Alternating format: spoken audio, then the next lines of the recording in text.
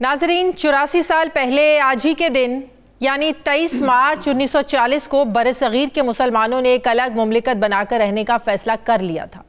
वो पहला कदम था आज़ादी की तरफ, पहला कदम था जद्दोजहद की तरफ और पहला कदम था खुद को एक कौम मनवाने की तरफ। चूँकि कांग्रेस का ये नज़रिया था कि बरसगीर में सिर्फ एक ही कौम बसती है और वो हिंदू हैं, तो कायद आज़म ने कहा कि लफ्ज़ कौम की हर तारीफ़ की रूह से मुसलमान एक अलहदा कौम है और उस लिहाज से उनका अपना अलहदा वतन, अपना इलाका और अपनी मुमलिकत होनी चाहिए जहां वो अपनी मर्ज़ी के मुताबिक ज़िंदगी गुजार सकें। इसलिए हम चाहते हैं कि हम मजहबी, रूहानी, तहजीबी, सियासी, इक़्तिसादी और समाजी एतबार से पूरी तरह से आज़ाद हों और हिंदू मुस्लिम दो पुरअमन हमसायों की तरह रहें। हम ऐसे किसी दस्तूर को बर्दाश्त नहीं कर सकते जो मुस्तकिल अक्सरियत को हाकिम बना दे। इसलिए अब सिवाय इसके कोई चारा नहीं कि हिंदुस्तान की दो बड़ी कौमें खुद को दो खुद मुख्तार मुमलिकतों में तकसीम कर लें। यही वो पॉइंट था जो 23 मार्च 1940 की करारदाद की बुनियाद बना और फिर इसी बुनियाद पर 7 साल के बाद पाकिस्तान मार्ज़े वजूद में आया, जिसकी याद में हम हर साल 23 मार्च को यौम पाकिस्तान कौमी जोश और जज्बे से मनाते हैं। सियासी और अस्करी क़यादत तजदीद अहद के लिए हर साल इकट्ठे होते हैं, जिसका मुज़ाहरा आज भी हमने इस्लामाबाद के शक्करपड़िया ग्राउंड में मुसल्लह अफ़वाज की मुश्तरका परेड के मौके पर देखा। मेरी तरफ से, मेरे इस चैनल 92 न्यूज़ की तरफ से आप सबको यौम पाकिस्तान मुबारक हो। आगे बढ़ते हैं नाज़रीन प्रोग्राम की तरफ। नाज़रीन, इसमें कोई शक नहीं कि पंजाब मुस्लिम लीग नून का मजबूत गढ़ रहा है, लेकिन अब इस जमात की सियासत के लिए पाकिस्तान तहरीक इंसाफ एक बहुत बड़ा थ्रेट बन चुकी है। पंजाब में नून लीग की हुकूमत तो बन गई, लेकिन अभी तक तहरीक इंसाफ के लोग ये इल्ज़ाम लगा रहे हैं कि ये मैंडेट हमारा है जिसे चोरी किया गया है। लेकिन बज़ाहिर लगता है कि मुस्लिम लीग नवाज़ इस चांस को ज़ाया नहीं करना चाहती और अपना पॉलिटिकल बेस कैंप बचाने के लिए हर हद तक जाने की कोशिश कर रही है। रमज़ान राशन जो है गरीबों के घरों तक पहुंचाना हो, हस्पताल हो, बाज़ार हो या जेलें, मरियम नवाज़ हर जगह नज़र आ रही हैं। किसान कार्ड हों, स्कॉलर्स हों, आसान किस्तों पर मोटरसाइकिलें हों या गरीबों के लिए घर हों, बड़े बड़े ऐलानात भी हो रहे हैं। यानी मरियम नवाज़ पूरी तरह से हमें हर जगह एक्टिव ज़रूर नज़र आ रही हैं। सरकारी प्रोटोकॉल से हटकर बेटी को कामयाब कराने के लिए नवाज शरीफ खुद भी इंतज़ामी जो इजलास हैं उनमें शरीक भी हो रहे हैं। अब रमज़ान पैकेज के थैलों पर नवाज शरीफ की तस्वीर छप रही हैं। इस पर भी अपोजिशन जो है वो बड़ा शोर मचा रही है। सुन्नी इत्तेहाद काउंसिल ने मियां असलम इकबाल को वज़ीर आला का उम्मीदवार नामज़द किया। वो असम्बली पहुंच नहीं सके, उन्हें आने नहीं दिया गया, जिस वजह से वो हल्फ नहीं उठा सके। अब उनकी जगह मलिक अहमद खान भच्चड़ को अपोजिशन लीडर बनाया गया है। सवाल ये है कि मरियम नवाज़ जो है इस हुकूमत को अपोजिशन कितना टफ टाइम दे सकती है। क्या अपोजिशन का महज यही काम रह गया है? क्योंकि हम पिछले कुछ अरसे से देख रहे हैं जब से ये नई पंजाब असम्बली वजूद में आई है, जब पंजाब असम्बली का इजलास होता है खूब शोर मचता है, शोर मचाया जाता है, घर चले जाओ, मैंडेट चोरी वाली हुकूमत, इस तरह के नारे लगाए जाते हैं। पंजाब हुकूमत की कारकर्दगी कितनी हकीकत है, कितना अफसाना है, तस्वीर का असल रुख कौन सामने लेकर आएगा। मरियम नवाज शरीफ ने तो कहा था कि जिन्होंने मुझे वोट नहीं दिए मैं तो उनकी भी वजीर आला हूं, और ये भी कि ऑपोजिशन के लिए मेरे चैम्बर के दरवाजे हमेशा खुले हैं। लेकिन ये क्या, उनका मैंडेट ना मानने वाली ऑपोजिशन यानी पीटीआई सड़कों पर आती है तो जेलों के दरवाजे उनके लिए खुल जाते हैं। क्या मरियम नवाज सबकी वज़ीर आला बनकर दिखा भी रही हैं? नून लीग तो अपनी खोई हुई मकबूलियत दोबारा हासिल करने के लिए पूरा जोर लगा रही है। सवाल यह है कि सूबे में अपोजिशन क्या कर रही है। फॉर्म 45-47 की जंग में पीटीआई ने पंजाब हुकूमत के खिलाफ शैडो काबीना बनाने का भी ऐलान किया था ताकि हुकूमत इक़दामात की जो हकीकत है उसको सामने लाया जा सके। उस शैडो काबीना का क्या बना? मरियम नवाज शरीफ को टफ टाइम देने के लिए सुन्नी इत्तेहाद काउंसिल ने क्या हिकमत अमली, क्या उनकी स्ट्रैटेजी है, या ईद गुजरने का इंतजार किया जा रहा है? कोई मरियम नवाज को उस्मान बुज़दार से बेहतर तो कोई उस्मान बुज़दार 2 कह रहा है। उनमें से कौन सी बात सही है? सेनेट इलेक्शन आगे आ रहे हैं, बड़े चैलेंजेस हैं। पंजाब में कुछ बड़े नाम आज़ाद हैसियत में इलेक्शन लड़ रहे हैं। अपने एमपीओज़ को सुन्नी इत्तेहाद काउंसिल कैसे बिकने से बचाएगी, जो हमेशा से खदशा रहा है क्योंकि खुफिया रायशुमारी होती है। इसी पर मैं बात करूंगी। मुझे लाहौर स्टूडियो से आज ज्वाइन कर रहे हैं opposition leader Punjab assembly Malik Ahmad Khan Bhachar Sahab. अस्सलाम वालेकुम। बहुत बहुत शुक्रिया सर आपका, बहुत शुक्रिया आप तशरीफ़ लेकर आए। सर, जो बात मैंने की, जब से ये असम्बली के इजलास शुरू हुए हैं, हम एक ही चीज़ देखते हैं, शोर शराबा, नारे। मरीम नवाज़ ने तो कहा था कि मुझे तो जिसने वोट नहीं दिए, मैं तो उसकी भी वज़ीर आला हूँ। तो आप लोग तो बात भी नहीं करने देते, ऑपोजिशन इतना शोर मचाती है, ये क्यों असम्बली को हर दफ़ा मछली मंडी बना दिया जाता है? देखिए जी, बात यह है कि हमारा जो लास्ट सेशन था, जब बजट सेशन हुआ, तो उसमें एक रिवायत है कि जो ओपनिंग स्पीच होती है वो अपोजिशन लीडर करते हैं। उससे पहले अब थोड़ा सा पीछे जाएं तो जिस दिन मरियम नवाज़ ने हलफ उठाया, उस दिन उसने अपने वालिद की फ़ोटो लगाई हुई थी, मियां नवाज शरीफ साहब। जी बिल्कुल लगाई हुई थी। उसके बाद जिस दिन इन्होंने बजट पे अपनी स्पीच की, इनके फाइनेंस मिनिस्टर ने, उस दिन भी लगी हुई थी। सही।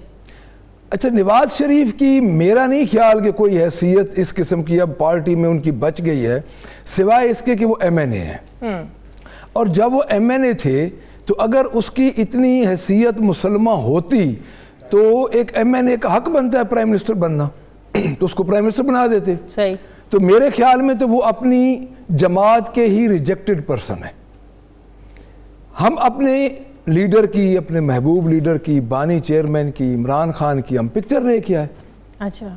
उन्होंने वो पिक्चर वहां पे उन्होंने रौला डाल दिया, शोर मचा दिया। मैंने देखा था। और पहली दफा ये हुआ है पंजाब असेंबली की तारीख में, पहली दफा हुआ है कि बजट सेशन, हमेशा जो बजट सेशन होता है वो गवर्नमेंट पार्टी को बिलोंग करता है, और अपोजिशन की स्पीच से पहले वो बजट सेशन आप ले ही नहीं सकते। सही।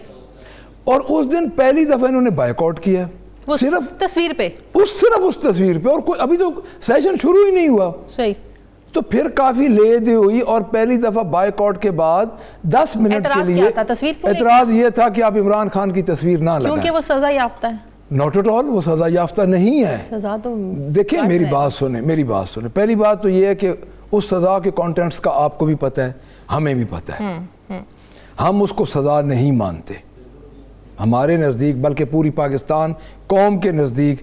आप आज भी सर्वे करवा लें, आप कहीं बाजार में चली जाएं, कहीं आप बात पूछ लें तो सबको पता है। जब नवाज शरीफ को इश्तिहारी करार दिया गया, जब नवाज शरीफ को सजाएं हुई थी, जब वो यहाँ से चले गए थे, नवाज शरीफ की भी तकरीर हम नहीं दिखा सकते थे, तस्वीर नहीं दिखा सकते थे। देखिए, नवाज शरीफ का उस वक्त आपको याद है, गुजरांवाला में नवाज शरीफ ने एक वीडियो लिंक तकरीर की थी। बिल्कुल याद है। देन ही वाज PO, वो उस वक्त भी उसका था, प्रो फेंडर था आपका नवाज शरीफ। मैं इस बहस में नहीं जाता, मैं चाहता हूँ कि एक प्रैक्टिस आपने की है, असेंबली नॉर्म्स में ये होता है कि एक प्रैक्टिस हो रही है, उसको चलने फिर आप लोगों ने शोर मचाया कि आप लोगों ने थैलों पे क्यों लगाई हुई है तस्वीर। देखिए जी, वो अलहदा कंटेंट्स हैं। नवाज शरीफ अपोजिशन ने बायकॉट किया, हमने तकरीर की, सारा कुछ हुआ, उन्होंने समझा कि ये हमारे से गलती हुई है, एक बहुत बड़ा ब्लेंडर किया है मुस्लिम लीग नून ने असेंबली के अंदर। थैलों वाली बात और है। देखिए, नवाज शरीफ एक आम MNA है, शहबाज शरीफ आपके प्राइम मिनिस्टर हैं, मैं तो अब उनको भी सो कॉल्ड प्राइम मिनिस्टर ही कहूँगा।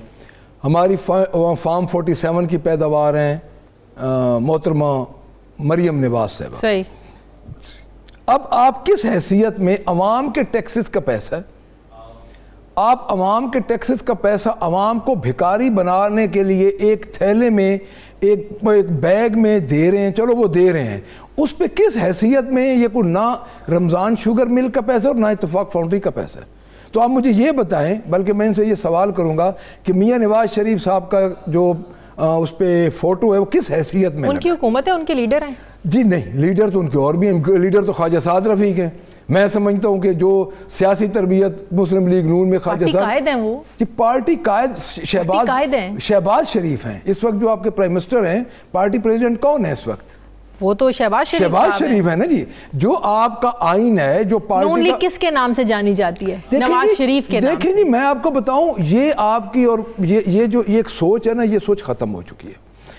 जितने एक वोट नून लीग के बाकी बच चुके हैं, उनमें आप समझ सकते हैं कि चंद वोट, अब मैं आपको एक बात बताऊं कि पूरी दुनिया ने देख लिया है कि जितना ब्लंडर हुआ है। यानी 8 फरवरी को रात 11 बजे के बाद काम शुरू हो गया था 47 वाला। अच्छा। 11 बजे से पहले इनको समझ नहीं लगी। बिल्कुल सही। इनका यही ख्याल था कि इलेक्शन हो जाएगा, इनके नहीं है, सिंबल नहीं है। मामलात बहुत आगे चले गए, मखसूस नशिस्तें भी आप लोगों को नहीं मिल सकी, अब तो सेनेट इलेक्शंस आ रहे हैं जिसका खमियाजा आप लोगों को भुगतना पड़ा है। सिर्फ एक केपी असेंबली ने शोर मचाया हुआ है क्योंकि वहाँ आप लोगों की अक्सरियत है। वो लोग कह रहे हैं हमने तो हल्फ ही नहीं उठाने देना कि जो 4-5 सीटें ज़ाहिर है उनकी वो बच जाएंगी। अब जो सेनेट इलेक्शन होने जा रहा है, क्या करना है आप लोगों ने? बहुत से लोग इमरान खान के नाम पर जीते, वफादारी तब्दील की, वो नून लीग में चले गए, तो क्या आप लोग उनके खिलाफ क्या करने जा रहे हैं? देखिए जी, हमारा जो ख्याल है, हम ये सोच रहे हैं, देखिए जो है ना 62-63, हाँ, वो आपकी अब इलेक्ट्रॉनिक जो है एविडेंस, उसको अब हर जगह पे कबूल किया जा रहा है। हाँ, उन लोगों ने, जिन लोगों ने वीडियोस बनाई हैं, हमारी जो लीगल टीम है उस पर वो गौर कर रही है, हम खुद भी ये सोच रहे हैं, जिन्होंने वीडियोस बना के पब्लिकली उन्होंने ये कहा है कि हम इमरान खान को फॉलो करेंगे, हम जहाँ पे वो हमें कहेंगे, हम अपने इस वोट का, जब लोग हमें वोट देंगे, हम इस वोट का इमरान खान के कहने पे हम इस्तेमाल करेंगे। अच्छा, उनके नोटिफिकेशन रोके गए, एक नोटिफिकेशन के लिए वो उधर चले गए। हाँ। कईयों के नोटिफिकेशन रोके, कईयों ने कोई अपनी डील पहले से की होगी, तो मेरे ख्याल में कि उनके खिलाफ ये रेफरेंस बनता है। अच्छा, अगर मैं कोई ज़्यादा टेक्निकलिटीज़ में नहीं जाऊंगा, लेकिन मेरा अपना ज़ाती ख्याल है कि एक झूठ हमारा जो बुनियादी है 62-63, लेकिन रेफरेंस कहाँ देंगे? इलेक्शन कमीशन में देंगे? हम रेफरेंस पहले स्पीकर को स्पीकर उन लोगों से तो आपको उम्मीद ही नहीं है? हमें कोई उम्मीद नहीं, बट हम आखिर में अदालत में भी जाएंगे ना। अदालतों से उम्मीद है? देखिए, एक दिन तो इंसाफ होगा। अच्छा, जो पाकिस्तान तहरीक इंसाफ से के साथ हो रहा है, इन्होंने, आप लोग खुद देखें कि इन्होंने हमारे नॉमिनेशंस पेपर से लेके आज दिन तक पाकिस्तान की तारीख में ये हुआ है कि कैंडिडेट्स भी नहीं जा सके। मैं खुद पूरी कैंपेन में मैं हल्के में नहीं जा सका, और मैंने 1 लाख से ज़्यादा वोट लिया है। उसके बाद कोई हमारे दोस्त जो हैं, हमारे मियां असलम इकबाल साहब नहीं जा सके, तो आने नहीं दे रहे थे, और मुझे भी नहीं जाने दे रहे थे। उनको तो अभी तक मेरे ऊपर उनको अभी भी नहीं आने दे। हमारे को ऑपोजिशन लीडर नामजद किया था ना इमरान खान ने। देखें, मियां असलम इकबाल साहब हमारे कैंडिडेट थे चीफ मिनिस्टरशिप के जी, उसके बाद वो हुए ऑपोजिशन लीडर जी, उनको नहीं आने दिया गया। हमने बारहा असेंबली में आवाज उठाई। कौन रोक रहा है? क्यों नहीं आने दिया जा रहा? देखिए, उनको जो हमें इतला है कि उनको असेंबली के बाहर से जो हमारा जो ख्याल है कि उनको सिक्योरिटी नहीं है। देखिए, एक दफ़ा पहुंच जाएंगे, बाद में हमारा ये ख्याल है कि ये पंजाब पुलिस जो सिर्फ इस वक्त पे रोल है। मियां असलम इकबाल से क्यों खौफज़दा हैं सब लोग? आप लोग भी तो बैठे हैं, मियां असलम इकबाल से क्या खौफ है इनको? तो देखिए, इनको तो एक तस्वीर से इतना खौफ था। कैदी नंबर 804 इमरान खान की जो तस्वीर थी, आप खुद देखें कि इन्होंने पंजाब असेंबली का बायकॉट किया एक तस्वीर की वजह से।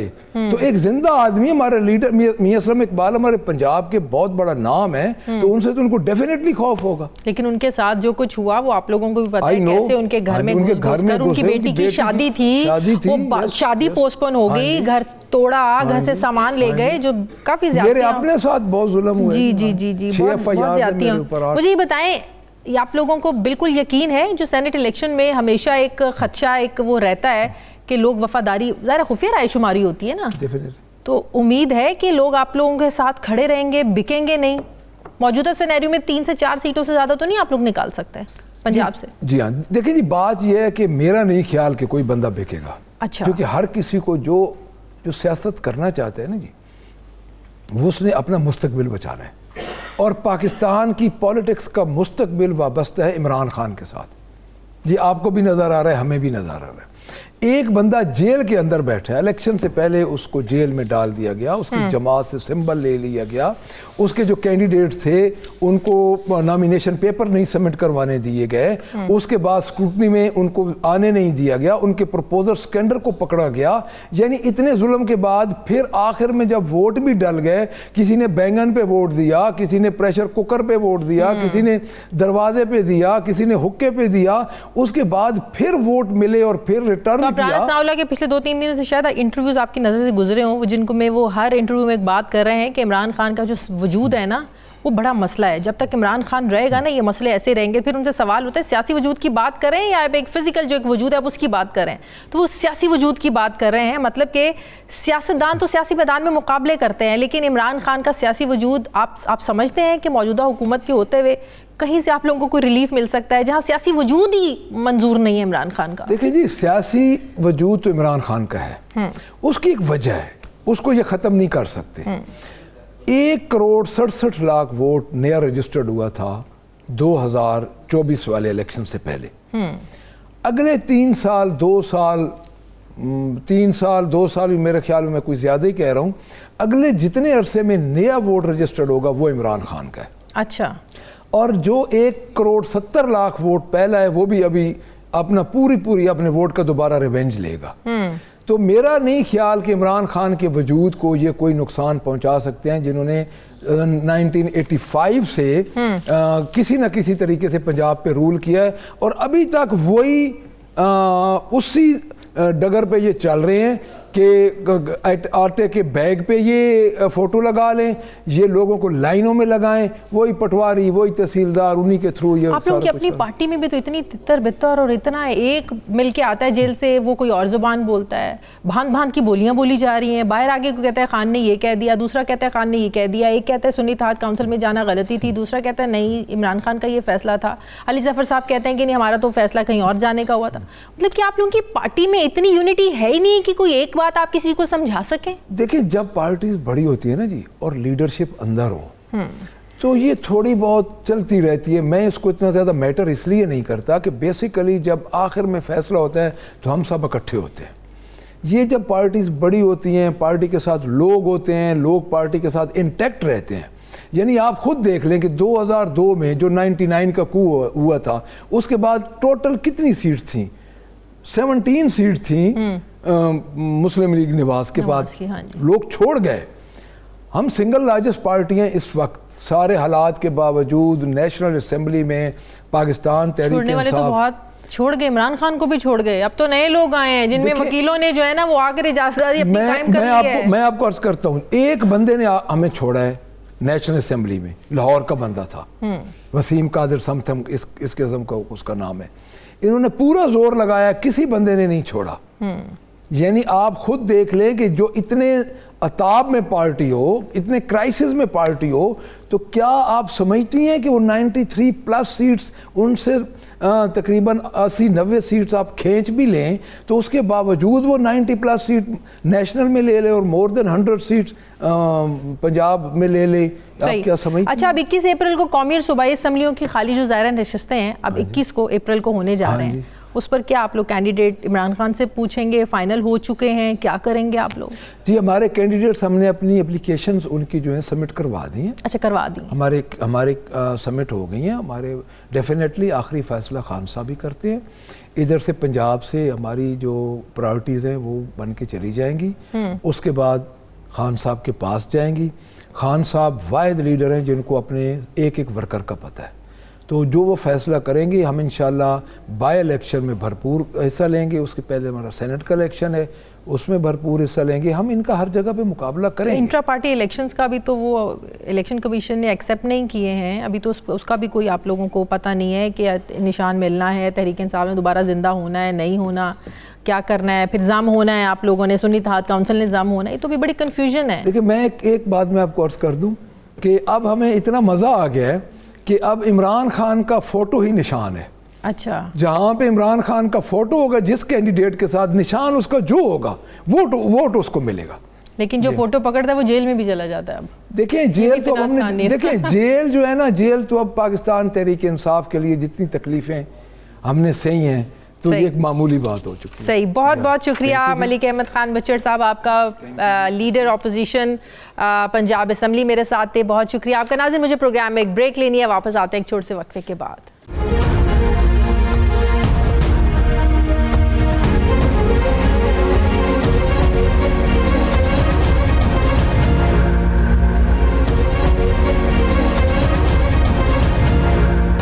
ब्रेक के बाद एक बार फिर से आपको खुशामदीद कहते हैं। नाजरीन, 21 अक्टूबर को नवाज शरीफ की वतन वापसी से लेकर 8 फरवरी के इलेक्शन के दिन तक यही लग रहा था कि सारा सियासी मेला नवाज शरीफ को चौथी बार वज़ीर आज़म बनाने के लिए सजाया गया है। जिस शाहाना अंदाज से नवाज शरीफ को वतन वापस लाया गया, तेज़ी से जिस तरीके से मुकदमात ख़त्म करवाए गए, पाकिस्तान को नवाज 2 के नारे इस यकीन से लगाए गए कि वज़ीर आज़म हाउस का अगला मकीन वही है जो लंदन से आया है। अब इसे हालात का जब्र कहें या माजी के गलत फैसलों का नतीजा, इलेक्शन हुए तो 2/3 अक्सरियत मांगने वाली नवाज लीग को सादा अक्सरियत भी नहीं मिली, यानी इंतखाबी नताइज वादों के मुताबिक, एक्सपेक्टेशंस के मुताबिक आए ही नहीं, तो उन्हें मजबूरन अपने छोटे भाई शहबाज शरीफ को वजारत उज़्मा के लिए आगे करना पड़ा। अब जब से वज़ीर आज़म शहबाज शरीफ लाइमलाइट में आए हैं तो नवाज शरीफ पस मंज़र में जाते हुए नज़र आ रहे हैं। अब तो यहाँ तक बातें हो रही हैं कि शायद वो दोबारा लंदन चले जाएं, वो इतना मायूस हैं। सवाल ये है कि नवाज शरीफ लंदन में 4 साल उन्होंने वहाँ गुजारे, जाहिर है उस तरीके से पार्टी को वो चला नहीं सके। पार्टी उस तरीके से यहाँ से सब लोग उठ के वहाँ जाते थे, वहाँ इजलास होते थे, वहाँ मीटिंग्स होती थी, उस तरीके से पार्टी एक्टिव नहीं रही, उसका खमियाजा इलेक्शन में भुगता भी। क्या नवाज शरीफ साहब अगर दोबारा लंदन वापस जाते हैं तो क्या फिर पार्टी का यही हाल होगा? क्या दोबारा ये रिस्क लेंगे मियाँ नवाज शरीफ साहब? सवाल ये भी है कैसी वो कौन सी गलतियाँ हैं जिसका नुकसान नून लीग को इस इलेक्शन में उठाना पड़ा है? अब क्या कहीं इसकी वजह ये तो नहीं कि इलेक्शन मुहिम में नून लीग ने अवामी राब्तों को छोड़कर इंतज़ामी राब्तों पर इन्हिसार ज़्यादा किया, अवाम के पास उस तरीके से नहीं गए जिस तरह इलेक्शन कैंपेन्स में जगह जगह जलसे होते हैं, लीडर्स जाते हैं। इस दफ़ा नवाज शरीफ साहब ने उस तरीके से जलसे नहीं किए। वजह कोई भी है, लेकिन तासुर अब ये है कि अब नवाज शरीफ इस बात पर परेशान हैं कि वो शायद पार्टी को नई ज़िंदगी देने में कामयाब नहीं हो पाए। दूसरा तासुर ये भी है कि पार्टी के अंदर भी किसी न किसी शक्ल में नून और शीन की जंग आज भी मौजूद है। पिछले दिनों सीनियर लीगी रहनुमा आसिफ किरमानी ने ये बताया, इशारा ज़रूर किया है कि पार्टी के अंदर कुछ लोग हैं जो नवाज शरीफ को वज़ीर आज़म नहीं देखना चाहते थे। अब सवाल ये उठता है कि वक्त गुजरने के साथ साथ क्या वाकई में नवाज शरीफ की पार्टी के अंदर जो गिरफ्त है ये कमज़ोर पड़ती जा रही है? अब यहाँ ये भी सवाल है कि क्या शहबाज शरीफ की क़यादत में मौजूदा हुकूमत जो फैसले कर रही है क्या उन्हें नवाज शरीफ ओन करते हैं? वही सवाल ये भी है कि सेनेट इलेक्शन में सीनियर रहनुमाओं को छोड़कर नए लोगों को टिकट जारी क्यों किए गए? क्या यहाँ भी उन्हीं लोगों की चली है जो नवाज शरीफ को वज़ीर आज़म देखना चाहते थे और ना ही उनके करीब समझे जाने वालों को पार्लियामेंट और सेनेट में देखना चाहते हैं? क्या मियाँ जावेद लतीफ़ जो पिक एंड चूज़ वाली एक बात करते हैं, क्या वो भी ठीक है? कोई शहबाज शरीफ को तो कोई आज भी सिर्फ नवाज शरीफ को ही अपना लीडर मानता है। लेकिन जो किरमानी साहब ने भी एक बात की कि बहुत से लोग पार्टी में ऐसे हैं जो कंफर्टेबल फील करते हैं शहबाज शरीफ साहब के साथ। एक तासुर ये भी है कि नवाज शरीफ ने खुद को पीछे करके अपनी साहबजादी मरियम नवाज को आगे कर दिया है, जिसकी वजह से पार्टी के जो सीनियर लोग हैं वो स्टेप बैक कर गए हैं और अब वो खामोशी से मरियम नवाज को देख रहे हैं। ये सारी कहानी क्या है? मुस्लिम लीग नून में नून और शीन की बहस कितनी हकीकत है, कितनी अफसाना है? साबिक लीगी सेनेटर आसिफ किरमानी साहब मुझे ज्वाइन कर रहे हैं, उन्हीं से बात करते हैं। अस्सलाम वालेकुम, बहुत बहुत शुक्रिया किरमानी साहब आपका। किरमानी साहब, ये कब से हो रहा था कि पार्टी में ये डिवीज़न होने लगी कि एक ग्रुप ऐसा सामने आया जो शहबाज शरीफ के साथ ज़्यादा कंफर्टेबल फील करता था? फिर आपने कहा कि वही लोग हो सकते हैं जो बाजवा साहब को एक्सटेंशन दिलवाने के लिए जिन्होंने दबाव डाला या जिन्होंने मजबूर किया नवाज शरीफ साहब को। ये कब से ये डिवीज़न पार्टी में होने लगी और नतीजा ये निकला कि जो हारे उनको कहा जाने लगा कि नवाज शरीफ का ग्रुप था जिसको हरवा दिया गया और जो जीते वो आज असम्बली में बैठे हुए हैं क्योंकि वो शहबाज शरीफ के करीबी हैं? जी शुक्रिया शाजिया बीबी। देखिए, आपने माशाल्लाह बहुत लंबा इंट्रो किया और उसमें आपने अपने सवालों के खुद ही जवाब भी दे दिए। बहरहाल देखिए, गुजारिश ये है कि हमारा जो बयानिया था बुनियादी तौर पर, मैं बारहा ये कह चुका हूँ, अब जाहिर आपने पूछा, मुझे दोबारा अर्ज करना पड़ रहा है, वो था वोट को इज्जत दूँ।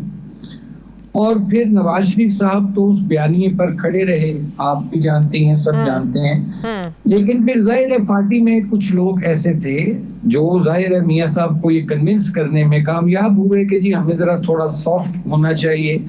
और फिर जो वोट को इज्जत दो का बयानिया था, और उस वक्त देखिए कि नवाज शरीफ साहब का और पार्टी का ग्राफ कहाँ था, कितना ऊंचा था। लेकिन जब फिर वो वोट को इज्जत दो का बयानिया जो सा था, जब वोट को एक्सटेंशन के दे दी तो उसके बाद तो वो बयानिया हमारे से हाथ से निकल गया ना, फारिग हो गया वो बयानिया। और वो वही नतीजा था फिर जो ये इलेक्शंस में रिफ्लेक्ट हुआ जिसकी वजह से सिंपल मेजॉरिटी या कंफर्टेबल मेजॉरिटी ना मिली, और जिस वजह से मियां साहब ने फिर फैसला किया, क्योंकि उनको मखलूत हुकूमत का ना कोई तजर्बा है ना वो मखलूत। मतलब क्या आप कह रहे हैं कि वोट को इज्जत दो का बयानिया उसी दिन मर गया था जिस दिन बाजवा साहब के एक्सटेंशन के लिए कन्विंस किया गया नवाज शरीफ साहब को, नून लीग ने उसमें अपना हिस्सा डाला, उसी दिन मर गया था वो बयानिया? चलिए, मर गया लफ्ज तो मुनासिब नहीं है, मैं ये कह सकता हूँ कि उस दिन हमारे हाथ से निकल गया बयानिया, मतलब उसकी अफादियत जो सी थी वो खत्म हो गई। सही। तो उसका जाहिर है फिर जो फॉल बैक आना था वो आया, और फिर खुसूसन जो चूंकि नवाज शरीफ साहब तो जब पीडीएम की गवर्नमेंट आई और एक आईनी तरीके से आई वोट ऑफ नो कॉन्फिडेंस के जरिए, तो मियां साहब तो उस वक्त भी इलेक्शन में जाना चाहते थे, और अगर उस वक्त भी वो लोग मियां साहब की बात को तस्लीम कर लेते तो मैं समझता हूँ आज कंफर्टेबल मेजॉरिटी के साथ। कौन लोग तस्लीम कर लेते किरमानी साहब? यही लोग जो वोट को इज्जत दो के बयानिए से जिन्होंने दस्तबरदार कराया, जो लोग लंदन जाते रहे, मैंने कई प्रोग्रामों में अर्ज किया है। अच्छा, तो उनमें शहबाज शरीफ साहब भी शामिल होंगे, जाहिर है वो भी लंदन जाते रहे हैं, वो तो लीड करते रहे।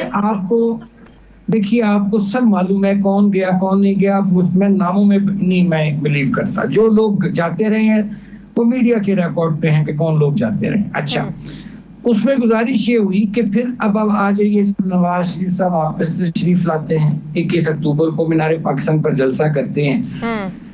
उसके बाद आप देखिए कि जिस तवातर से मियां साहब को, नवाज शरीफ साहब को इलेक्शन कैंपेन में जलसे करने चाहिए थे, उस तवातर से उन्होंने नहीं किए और महदूद जलसे किए, चंद जलसे किए।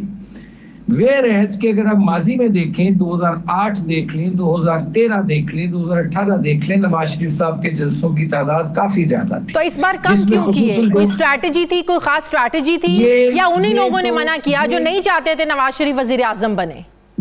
ये सवाल जो सा है, इसकी मैं भी जवाब की तलाश में हूँ। अच्छा। और इसके जिम्मेदार वो लोग हैं जिन्होंने मियां साहब की इलेक्शन कैंपेन को मैनेज किया है, जो उनके कैंपेन मैनेजर्स थे।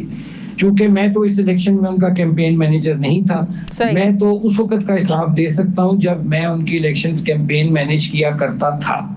तो एक तो ये हुआ कि चूंकि देखिए हमारा नारा था पाकिस्तान को नवाज दो, और उसमें वोट बैंक तो नवाज शरीफ का है, बाकी तो पार्टी में जितने लोग, लेकिन वो तो उल्टा हो गया, पाकिस्तान को नवाज दो की जगह शहबाज दो चला गया। सुन तो लीजिए ना, मेरी गुजारिश तो मुझे मुकम्मल कर लेने दें। तो वो जो नवाज शरीफ का वोट बैंक है वो तो नवाज शरीफ से बिलोंग करता है, बाकी तो सब लोग तो फैली हैं उस वोट बैंक के, कोई भी हो। अच्छा, एक तो ये हुआ कि वो लोगों को मायूसी हुई, क्यों कि जब आपको सिंपल मेजॉरिटी भी ना मिली, ठीक है, उस पर जो नवाज शरीफ का वोट बैंक था, वोटर थे, सपोर्टर थे, चाहने वाले थे, तो उनको मायूसी हुई। नंबर 2 कि मैं समझता हूँ कि और भी जो दीगर अवामिल थे, उसमें ये भी एक बहुत बड़ा फैक्टर था कि आपका जो पार्टी का मंशूर था वो बहुत लेट आया। यानी एक तो मियां साहब के जलसे, क्योंकि लोग देखें नवाज शरीफ साहब को सुनना और देखना चाहते थे, वो ना हो सका, मंशूर लेट आया।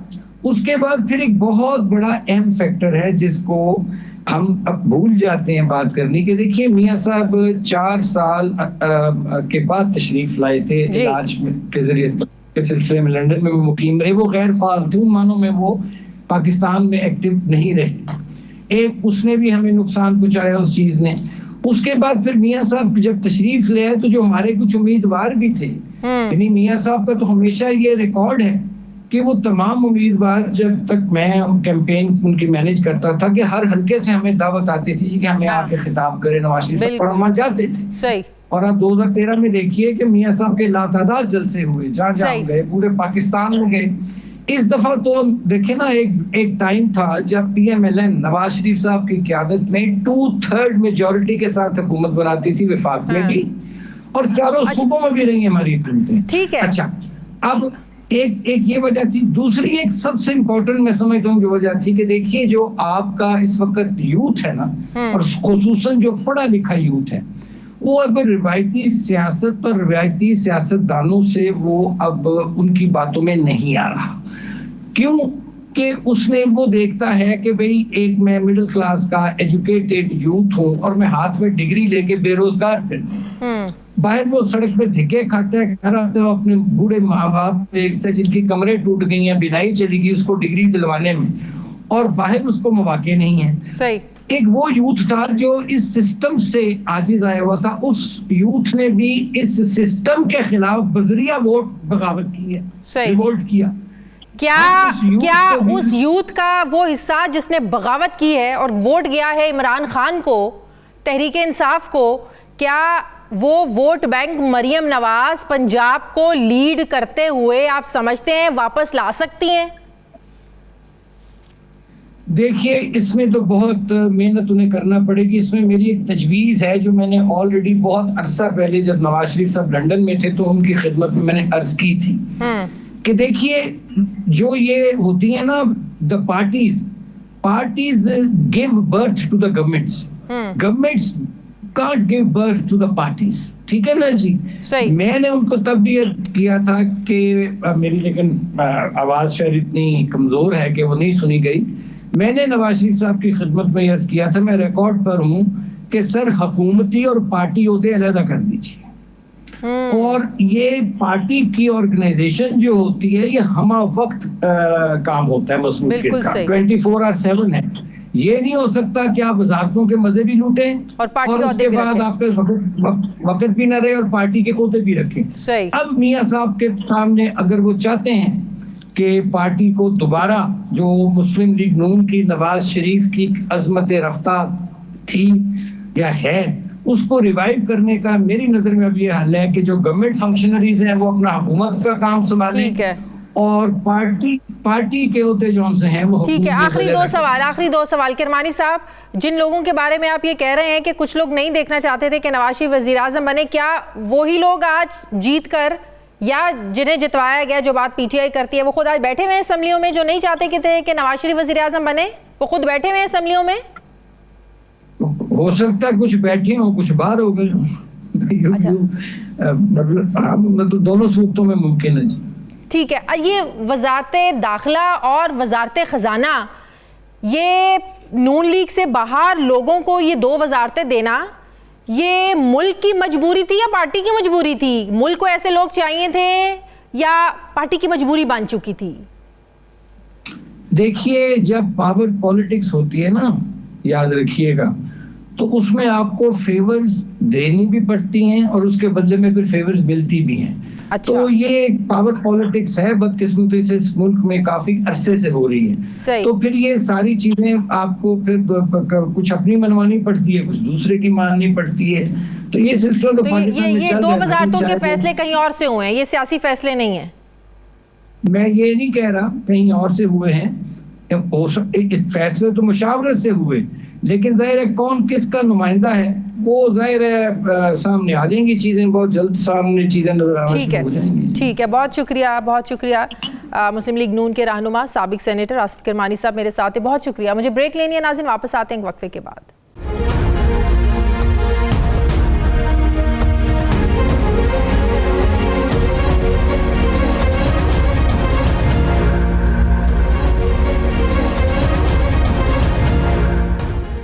ब्रेक के बाद एक बार फिर से आपको खुशामदीद कहते हैं नाजरीन। IMF का पाकिस्तान के साथ स्टैंड बाय मुआहदा $1.1 अरब की आखिरी किस्त मिलने के साथ ही ख़त्म हो जाएगा। उसके बाद पाकिस्तान IMF के साथ नया मीडियम टर्म प्रोग्राम शुरू करने का ज़ाहिर ख्वाहिशमंद है। ये बात प्राइम मिनिस्टर साहब भी कह चुके हैं कि हमें नए प्रोग्राम में जाना पड़ेगा, मगर IMF ने पाकिस्तान को अब नए कर्ज देने के लिए नई शराइत और नए मुतालिबात सामने रख दिए हैं। ये प्रोग्राम शुरू होने से पहले पाकिस्तान बिजली, गैस और पेट्रोलियम की कीमत पे बड़े इजाफे के लिए भी तैयार है, जिससे ज़ाहिर है बहुत ज़्यादा महंगाई हो जाएगी। इस बार IMF के मुतालिबात की फहरिस्त न सिर्फ लंबी है बल्कि उसमें बहुत सी कड़ी शराइत भी रखी गई हैं। IMF ये चाहता है कि पाकिस्तान नए प्रोग्राम से पहले अपने ख़जाने को मजबूत करने के लिए जो टैक्स का निज़ाम है इसमें स्ट्रक्चरल रिफॉर्म्स लेकर आए ताकि जो टैक्स बेस है इसको बढ़ाया जा सके। IMF का जो दूसरा हदफ है वो तवानाई के शोबे में तब्दीलियाँ लाना है, जिसके तहत IMF पाकिस्तान में बिजली चोरी के खात्मे और ट्रांसमिशन सिस्टम में बेहतरी लाने का ख्वाहिशमंद है। IMF का तीसरा और चौथा मुतालबा महंगाई और एक्सचेंज रेट के हवाले से है। इस शर्त के तहत पाकिस्तान को शरह सूद को बुलंद और एक्सचेंज रेट को शफाफ सतह पर बरकरार रखना होगा। इसके अलावा IMF निजी कारोबारी सरगर्मियों में इजाफे और सरकारी मलकियती इदारों की प्राइवेटाइजेशन का भी मुतालबा कर रहा है। अब सवाल यह है कि क्या पाकिस्तान इन मुश्किल शराइत पर अमल कर सकेगा? इसके अलावा IMF ये भी मुतालबा कर रहा है कि पेट्रोलियम पर लेवी 60 रुपए के साथ साथ 18% जनरल सेल्स टैक्स GST भी इस पे लगाया जाए, जिसका खात्मा 2022 मार्च में किया गया था। अहम बात यह है कि अगर पेट्रोलियम मसनूआत पर GST बहाल किया जाता है तो इसकी कीमतों में भी उसी शरह से इजाफा होगा, यानी फी लीटर 50 से 55 रुपए का इजाफा जो होगा, ये महंगाई का ऐसा जबरदस्त तूफान लेकर आएगा कि जो आम आदमी वो पिस कर रह जाएगा। यही नहीं, महंगाई के सताए बिजली सार्फिन पर मजीद बिजलियां गिराने की भी तैयारी कर ली है। 6 तकसीमकार कंपनियों ने नेपरा को बिजली की कीमतें बढ़ाने की दरख्वास्त दे दी है, जिसके मुताबिक सार्फिन की हड्डियों से मजीद 967 अरब रुपए नचोड़ने की तैयारियां की जा रही हैं। बहुत कुछ होने जा रहा है। IMF के अगर नए प्रोग्राम में हम जाएंगे, कैसे आवाम को पिसने से ये जो हुकूमत है ये रोक सकती है, या जो प्राइम मिनिस्टर बात कर चुके हैं कड़वी गोली है, ये खानी पड़ेगी। मैं बात कर रही हूँ, मुझे ज्वाइन करें डॉक्टर शाहिद हसन सिद्दीकी साहब, माहिर मौशियात। अस्सलाम वालेकुम, बहुत बहुत शुक्रिया डॉक्टर साहब आपका। डॉक्टर साहब, स्टाफ लेवल मुआहिदा तो पाकिस्तान IMF के बीच में हो चुका है। अब इसमें जो मेजर टारगेट्स थे वो अचीव किए जा चुके हैं, और जो बड़ा एक मेजर टारगेट था वो ज़ाहिरा टैक्स रेवेन्यू का था, 9400 अरब रुपए का। फाइनेंस मिनिस्टर औरंगजेब साहब कहते हैं कि ये भी हम अचीव कर लेंगे। 3000 अरब की हमारे सिस्टम में जो टैक्स चोरी, जिसे हम टैक्स लीकेज कहते हैं, वो हो रही है। यही बात कल प्राइम मिनिस्टर शहबाज शरीफ साहब ने भी 2 दिन पहले की कि इस वक्त पाकिस्तान 9500 अरब रुपए का टैक्स इकट्ठा कर रहा है, जो ये कम है, ये ज्यादा होना चाहिए। 3-4 खरब रुपया जो है वो कहते हैं it's going down the drain. ये कैसे आप इतना टैक्स इकट्ठा करेंगे? कैसे जो कह रहे हैं कि हम ये अचीव कर लेंगे, क्या करना पड़ेगा इतना टैक्स इकट्ठा करने के लिए? बहुत शुक्रिया आपका। बिल्कुल वाज़े तौर पर मैं आपको बता दूं, पाकिस्तान अब 24वें IMF के प्रोग्राम में जा रहा है। ये 24वां प्रोग्राम है, और आज मैं रिकॉर्ड पर ये लाना चाहता हूं कि जो पॉलिसी इस हुकूमत ने अपनाई है उसके तहत लाजमन कुछ बरसों के बाद 25वां प्रोग्राम भी होगा। नंबर 1, जिस तरीके से 23 प्रोग्राम नाकाम रहे हैं, इसी तरह से 24वां प्रोग्राम भी नाकाम रहेगा। और IMF की ख्वाहिश भी यही है कि नाकाम रहे, और हमारी ख्वाहिश भी है कि नाकाम रहे, क्योंकि IMF ये चाहता है अमेरिका के इशारे पर हम IMF के चुंगल में रहें, और हुकूमत ये चाहती है कि हम IMF के प्रोग्राम में रहें, ताकि उसकी आड़ में आवाम पर टैक्सों का बोझ डालें, बिजली और गैस के नर्ख डालें। ये बिल्कुल रोज़ रोशन की तरह वाजे है। बुनियादी बात, इस हुकूमत ने जो हिकमत अमली बताई है, मैं आपको पूरी जिम्मेदारी से कह रहा हूँ, उसमें कोई नई बात नहीं है। ये वही बातें हैं जो कम से कम 25 वर्षों से मुख्तलिफ हुकूमतें करती रही हैं। एक बात भी उसमें नई नहीं है। और अगर इस पर अमल दरामद कर लिया जाए, जो इनकी हिकमत अमली, और IMF की शराइत भी पूरी कर दी जाए, जिसके आपने डरा भी दिया कौम को, लेकिन मैं ये गारंटी कर सकता हूँ कि मईशत में बेहतरी नहीं आएगी। ये बात जब तक कौम की समझ में नहीं आएगी, जब तक हमारी मुश्किलात रहेंगी। ये बात मैं क्यों कह रहा हूँ, ये जो कुछ फिगर्स हुकूमतें बता रही हैं वो सही नहीं है। मैं आपको बता देता हूँ मसला क्या है। पाकिस्तान में जो टैक्सों का निज़ाम है वो टैक्स चोरी की हौसला अफजाई करता है, उसमें सहूलियात देता है। कानून टैक्स चोरी को आप कानून नहीं रास्ता दे रहे हैं। मईशत को दस्तावेजी बनाने में हुकूमतें दिलचस्पी नहीं रखती। टैक्स का मुनसफाना निज़ाम वज़े करने में हुकूमतें दिलचस्पी नहीं रखती। और इसका क्यों नहीं रखती? इसलिए कि काला धन जो है उससे लोग दौलत इकट्ठी कर रहे हैं। पहले तो मैं आपको एक जुमला सिर्फ बता दूं, अब ये SIFC के कंधे पे बंदूक रख के चला रहे हैं। SIFC को एक मशवरा देना चाहता हूँ, और वही जानना चाहूँ कि इनसे एक इजलास बुला लें, और उसमें जो तीनों बड़ी पार्टियां उनके कुछ नुमाइंदों को भी बुला लें। मैं कुछ हक़ाइक़ बताता हूँ। नंबर 1, पाकिस्तान में मुस्लिम लीग नून का जो मंशूर है, उसमें ये कहा गया था कि वफाक और सूबे हर किस्म की आमदनी पर टैक्स लगाएंगे, काले धन को सफ़ेद होने से रोका जाएगा, मईशत को दस्तावेजी बनाएंगे। अब नई पॉलिसी है, उसमें तीनों नहीं है। लेकिन उस वक्त उन्होंने क्या कहा था कि हमें ये एहसास है कि पाकिस्तान की बीमार मईशत ठीक हो ही नहीं सकती जब तक ये चीज़ें ना की जाएं। अब मईशत तबाह हो गई और उनमें से एक काम भी आप नहीं कर रहे और आप कहते हैं मईशत ठीक हो जाएगी, तो हम ये किसको खुद फरेबी में डाल रहे हैं? नंबर एक। अब आप दूसरे देख लीजिए, पीटीआई जो सूबों में थी, उन्होंने ये कहा था कि हम तालीम और सेहत में जो है वो 7.5% मुख्तस करेंगे, मईशत को दस्तावेजी बनाएंगे, प्रॉपर्टी की मालियत जो है मार्केट पे लाएंगे। उन्होंने एक काम भी नहीं किया। तीसरी बात यह है कि हमें ये नहीं देखना है कि IMF की शराइत क्या है, कुछ और बातें कर लो। 2015 में तक मुस्लिम लीग नून और पीपल्स पार्टी ने ये मुआहिदा किया था कि हम तालीम की मद में 7% ऑफ GDP खर्च करेंगे। 7%, ये 2015 तक करना था और इसको बार बार दोहराया गया। और सेहत की मद में पीपल्स पार्टी ने कहा था 4%, यानी दोनों में 11%, और PMLN ने कहा था 2.5%, यानी 7.5%। अब तो आपकी टोटल वसूली जो है वही 9.5% है, तो अभी 11% कहाँ से करेंगे? बिल्कुल सही। डॉक्टर साहब, बात यह है कि टैक्स रिफॉर्म्स कोई नई बात नहीं है। 20 साल तो मुझे हो गए हैं सहाफत करते हुए।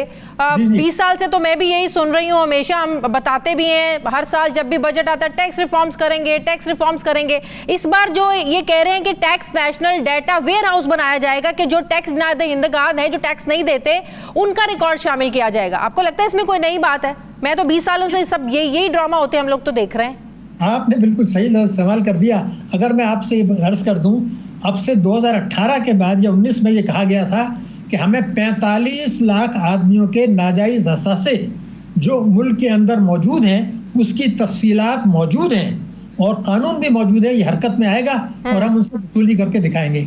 मैंने सिर्फ गलती ये की कि अगर ये वसूली करें कानून के मुताबिक जो इनके पास असासे हैं, तो 1100 अरब रुपया मिल सकता था। न निगरान ने किया, न पिछली हुकूमत ने किया, और न ये करने का इरादा रखते हैं। पहली चीज़ तो ये है कि ये करना नहीं चाहते, बुनियादी मसला ये है। लेकिन अब ये जो बातें ज़्यादा कर रहे हैं उसकी वजह भी मैं आपकी खिदमत में अर्ज कर दूं।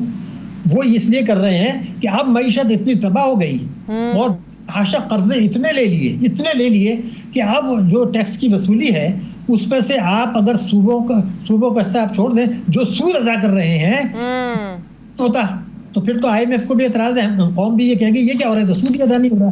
तो अब ये जो इजाफा किया जा रहा है ये मईशत की बेहतरी के लिए नहीं है। ये जो सूद में बेतहाशा इजाफा हो गया है उसको पूरा किया जाएगा अवाम को कुचल कर, मईशत की बेहतरी के लिए नहीं है और ना मईशत बेहतर होगी। बुनियादी बात कर रहा हूँ। तो मैं तो एक चीज़ आपको बिल्कुल वाज़ेह तौर पे बताना चाहता हूँ, मतलब कि IMF से जो पैसा आएगा वो कर्जों के सूद की मद में निकल जाएगा? नहीं, IMF से जो पैसा आएगा वो तो आपकी इम्पोर्ट्स जो है ना, इम्पोर्ट्स वो आपकी एक्सपोर्ट से दुगनी है। IMF का पैसा नहीं आएगा, IMF के अलावा आलमी बैंक से भी आएगा, आप दोस्त मुल्कों से भी लेने जा रहे हैं। बिल्कुल बिल्कुल। तो उन सबको मिला के आपकी चूंकि इम्पोर्ट्स जो हैं वो दुगनी रखना चाहते हैं आप, वो उस इम्पोर्ट माफिया भी है, तो उसको पूरा करने के लिए मुख्तलिफ हरबे हैं। एक इनकम टैक्स ऑर्डिनेंस 111(4) वगैरह है, यानी मईशत की बेहतरी के लिए नहीं है। तो मैं ये चूंकि बंदूक रख रहे हैं SIFC के कंधे पर, तो मैं एक दो बातें करना चाहता हूँ। SIFC की जो मीटिंग होती है उस हमारे जो है फौज की नुमाइंदगी भी है जिनका हमें बहुत एहतराम है, उनको मिसगाइड कर दिया। अब मैं उनसे ये कहता हूँ कि आप अगली मीटिंग में ये जो है हुकूमत से ये कहें कि ठीक है आप बहुत काम कर रहे हैं, अच्छा मुझे आप ये बता दीजिए कि ये जो जून 2024 का बजट आएगा के लिए, क्या उस बजट में जो आप टैक्सों का हदफ रखेंगे, वसूली का सूबे वफाक मिला के, क्या उससे सूद अदा हो जाएगा और तनख्वाह हो जाएगी, या दफा के लिए भी कर्जे, तालीम का बजट कम करेंगे, सेहत का बजट कम करेंगे, तरक्याती खर्चात का बजट कम करेंगे? तो अगर ये नहीं होता तो फिर आपका ये बजट बनाने का मकसद क्या है? एक, इसलिए मैं कह रहा हूँ कि बजट जो आज हमारा बन रहा है, जो माजी में बने, वो पार्लियामेंट को इख्तियार ही नहीं है, सूबाई असम्बलियों को, क्योंकि वो आइन से मुतसादिम है। वो तो 26 बच्चे स्कूल नहीं जा रहे, उसमें हमारे उसमें लिखा है 25। डॉक्टर साहब, ये पेट्रोलियम प्रोडक्ट्स पर जो 18% GST ये लोग लगा रहे हैं, इससे महंगाई का महंगाई तो आसमानों पर चली जाएगी। ऑलरेडी महंगाई, हम ये तो नहीं कह रहे, रमज़ान में तो अनफॉर्चुनेटली हमारे यहाँ महंगाई और ज़्यादा बढ़ जाती है, और जो दूसरे ममालिक हैं वो बल्कि मुसलमानों के इस रमज़ान का एहतराम करते हुए महंगाई कम करना, क्या बहुत ज़्यादा चीज़ें सस्ती कर देते हैं। तो बात यह है कि जब यहाँ पर 18% GST पेट्रोलियम प्रोडक्ट्स पर लग जाएगा तो क्या हाल होगा? देखिए, ये तो है पाकिस्तान को गैर मुस्तहकम करने की साजिश। मगर मैं IMF को ब्लेम नहीं करना चाहता, मैं आपको बता दूं क्या है। जून 2003 पाकिस्तान के इकोनॉमिक मैनेजर्स ने एक बयान दिया था, वो ये देता है कि अगर सिर्फ टैक्स की चोरी रोक दें और कुछ नहीं, सिर्फ टैक्स की चोरी रोक दें, तो GST जो है वो 5% पर आ जाएगा और पेट्रोलियम लेवी यानी भत्ता सिफर हो जाएगा। अब क्या हुआ कि जीएसटी तो हो गया 18, पेट्रोलियम लेवी जो 124 रुपए था, और सिर्फ मैं आपको बताऊं कि 2018 में 180 अरब रुपए का था टोटल, इसको आपने 950 अरब कर रहे हैं ये भत्ता। तो आप तो टैक्सों की चोरी, शाहाना अखराजात के नुकसान, 3000 अरब की टैक्स लीकेज है जिसकी बात प्राइम मिनिस्टर साहब भी कर, ये आवाम को धोखा दे रहे हैं। इसलिए कि बजट जो आया था, आपको मैं बिल्कुल मैं जिम्मेदारी से बात करता हूँ, जो बजट आया था इसी हुकूमत ने यानी पीएमएल एंड पीडीएम ने, उन्होंने ये कहा था कि 3000 अरब रुपए की टैक्स की चोरी हो रही है और ये हम वसूल करके दिखाएंगे। मेरा उस पर एतराज ये है कि आप तो सिर्फ टैक्स चोरी कर रहे हैं, जो आप टैक्स लगा ही नहीं रहे हैं उस पर क्या होगा। लेकिन बाद में फिगर को रिवाइज करके 4000 अरब कर दिया गया था। लेकिन मैं ये कहना चाहता हूँ कि अगर जो आपके पास मईशत दस्तावेजी नहीं है, अगर 2 करोड़ की प्रॉपर्टी आप 20 करोड़ की प्रॉपर्टी 2 करोड़ में कर रहे हैं, तो ये आपके जो टैक्सों की इस्तेदाद है वो है असल चीज, उससे 12000 अरब रुपया सालाना कम वसूल कर रहे हैं, वो है टैक्स चोरी जो है, वो तो एक हिस्सा है, वो भी 3000 नहीं है। सवाल ये है कि वो वसूल ही नहीं कर रहे हैं, जो काला धन है, जो आप जरिए टैक्स नहीं लगा रहे, जो है तिजारत पे नहीं लगा रहे, दूसरी चीजों पे नहीं लगा रहे टैक्स। तो अगर आप हर किस्म की आमदनी पर टैक्स लगा दें, वफाक और सूबे, मैं गारंटी कर सकता हूँ कि टैक्स के हमारा जीएसटी कम होगा, पेट्रोलियम लेवी खत्म होगा और टैक्सों की आमदनी बढ़ जाएगी। बहुत शुक्रिया डॉक्टर शाहिद हसन सिद्दीकी साहब, हमारे मौजूद साथ हैं। बहुत शुक्रिया डॉक्टर साहब, आपका प्रोग्राम का वक्त खत्म हो गया। नाज़रीन फीडबैक दें, अपना ख्याल रखें, मुझे इजाजत दें, अल्लाह हाफिज।